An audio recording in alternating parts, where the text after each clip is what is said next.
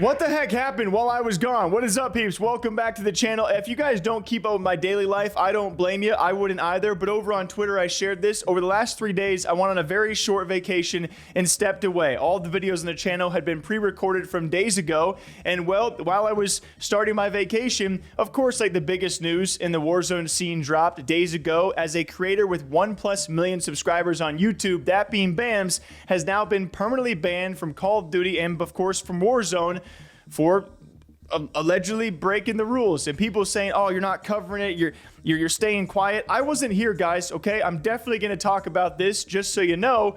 And so here is BAMS, a well-known Call of Duty creator, being permanently banned while live on stream.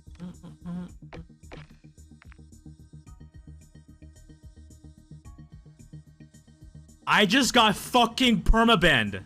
There is no fucking way this just happened. And before we get the nitty gritty of this one, huge shouts to our esports betting sponsor, that being Thunderpick. They will always be in the link in the description down below. Please bet responsibly, 21+ only. As you guys can imagine, when a big creator like this goes down, it's a pretty rare instance, because usually in these topics, there's a huge debate in the community of, yeah, you get a bit more credit, a bit more lenience as a creator, because I tend to believe that your biggest streamers and creators, hopefully, are not going around and cheating, and especially someone with over 1 million subs, it takes a long time, and you kind of got to grow your reputation, and hopefully you do so in a clean manner, which is why I love to give benefit of the doubt to some of these people. And of course, the comment section had their way. A lot of people saying, nope, you're actually guilty. Nope, you actually cheated. Some people defending him and saying maybe someone helped him with maybe they were doing an unlock tool, right? Maybe someone had access to his account, ranking up his account, and well, maybe they did some things while he was looking away, because when you give someone else access to your account, you can't control what they do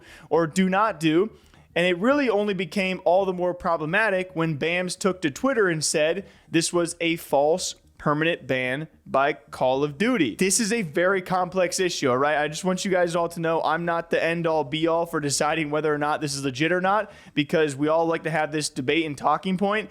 But it's just crazy. We're at a point with Call of Duty where you have these bans being issued, and some people doubt them, especially with the shadow bans.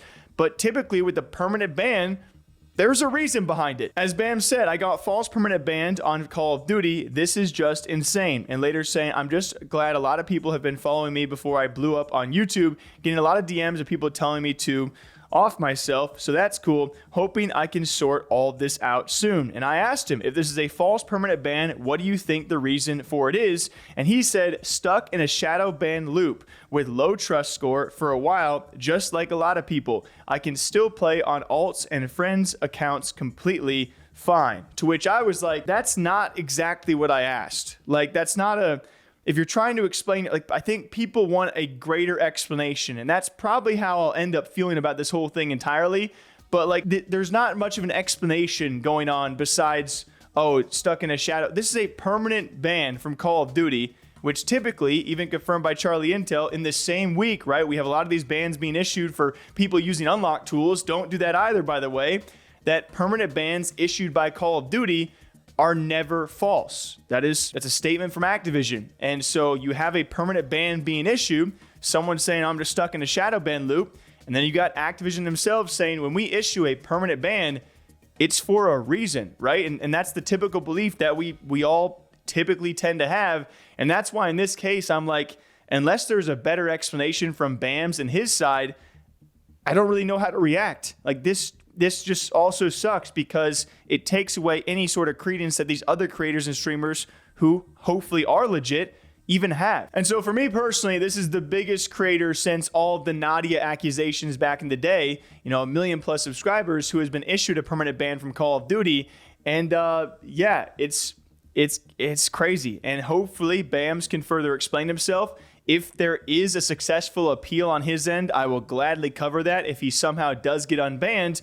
But for now, we'll just keep on playing on alt accounts or friends accounts, and we'll see where the future of this one goes. Definitely very confusing, but no, I wasn't straying away, just so all of you guys know.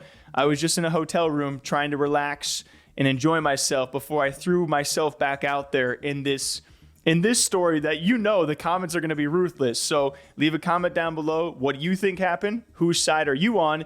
And what does this mean for this space? Because every time I cover Call of Duty and Warzone, I'm gonna be honest, it's just crazy. Like their anti-cheat is unlike any other, where there's just no trust or faith on either side, and the accusations just go willy-nilly. So it's always kind of scary to cover. But this one is certainly interesting, and we'll see if BAMS ever fully explains it or does have a successful appeal or not on the permanent ban he has been issued by Call of Duty. What do you guys think? Till next time, take care. All right, we'll see you back here soon.